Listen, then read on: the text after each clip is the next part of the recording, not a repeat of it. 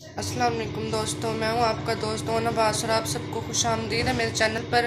जैसा कि आप लोग जानते हैं कि आप लोगों को मैं बायोलॉजी चैप्टर नंबर 3 एफएससी का जो चैप्टर एंजाइम है उसमें हमारा लास्ट जो टॉपिक रह गया था वो हम स्टडी कर रहे हैं, factors affecting the action of enzyme. तो आज हमने उसका सेकंड लेक्चर पढ़ना है। तो मैं बताता हूँ कि सेकंड में हमारे पास है सबस्ट्रेट कंसंट्रेशन। तो उसको हम स्टडी करते हैं कि सबस्ट्रेट कंसंट्रेशन क्या होती है। If enzyme is kept constant amount of substrate increase.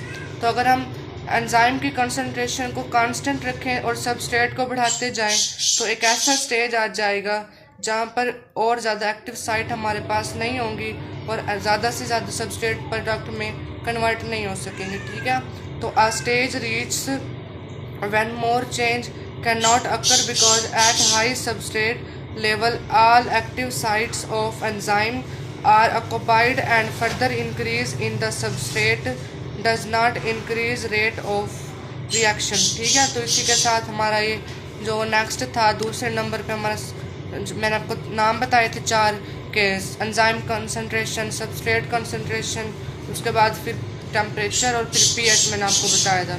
तो ये हमारे दूसरे नंबर पे एंजाइम सबस्ट्रेट कंसंट्रेशन हो गया। उसके बाद तीसरे नंबर पे हमारे पास है टेम्परेचर, यानी कि टेम्परेचर का एंजाइम पर क्या फ़र्क होता है। तो वो मैं आपको बताता चलूँ।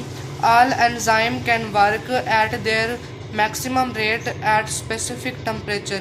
तो तमाम एंजाइम स्पेसिफिक टेम्परेचर पर ही अपना काम करते हैं, तो इसको हम कहते हैं ऑप्टिमम टेम्परेचर। तो ये ऑप्टिमम टेम्परेचर के अलग से डिफाइन भी आती है और एमसीक्यूज़ के तौर पर भी आता है कि all enzyme can work at. तो ऑप्शन में आएगा optimum temperature, minimum temperature, maximum temperature etcetera. तो ये हमारे पास होगा ऑप्टिमम टेम्परेचर की डिफाइन। और टेम्परेचर की हमारे पास एक छोटी सी एग्जांपल है। For example optimum temperature of human body is 37 degree centigrade. इसी तरह से heat provides activation energy. Activation energy की मैंने आपको डिफाइन बताई थी। The minimum energy that is required to start the reaction is called activation energy. So हम कहेंगे heat provides activation energy and accelerated the reaction. और जो एक्सेलरेट करते हैं हमारे रिएक्शन को। Increase in heat also increase vibration in molecules of enzyme. तो जब हीट में इजाफा होगा तो वाइब्रेशन में भी इजाफा होगा, जाहिर सी बात है। उसके बाद हमारे पास चौथा है पड़ा पीएच वैल्यू।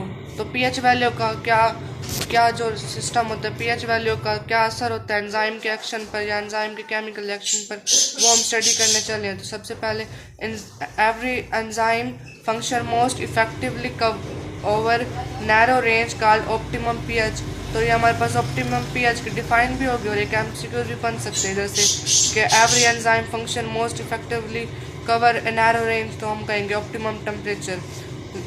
तो नेक्स्ट है change in pH cause the bonds in the enzyme to break.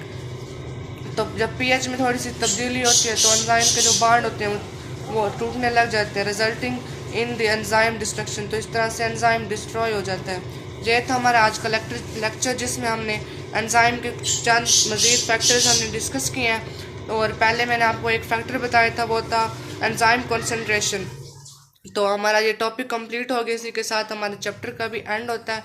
तो हमारा ये चैप्टर दी एंजाइम जो एफएससी में तीसरे नंबर पे चैप्टर है, तीसरा चैप्टर एंजाइम, वो हमारा आज ख़त्म हो गया। हमारी और ऐसी मज़ीद वीडियोज़ को देखने के लिए हमारे चैनल को सब्सक्राइब कीजिए, लाइक कीजिए और कमेंट्स कीजिए और ज़्यादा से ज़्यादा शेयर कीजिए और कमेंट्स लाजमी कीजिएगा ताकि हम सब लोग जान सकें कि हमारी वीडियो का आप पर कोई फ़ायदा हो रहा है या नहीं हो रहा। इसी के साथ हमें दीजिए इजाज़त। खुदा हाफिज़, फ़ी अमानिल्लाह।